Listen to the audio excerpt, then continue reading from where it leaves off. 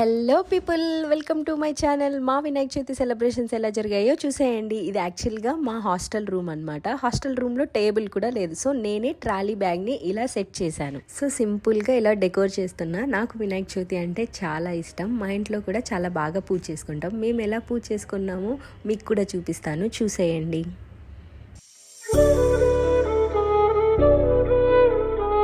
ఇది మేము బీటెక్ చదివే టైంలో మా రూమ్లో చేసుకున్న వినాయక చవితి అనమాట.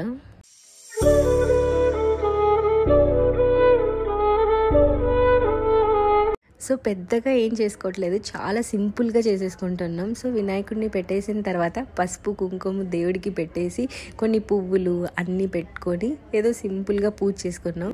అందరూ బాగుండాలి, ఎవరికి ఏ సమస్యలు రాకుండా అన్ని ప్రాబ్లమ్స్ సాల్వ్ అయిపోవాలని మనస్ఫూర్తిగా కోరుకుంటున్నా.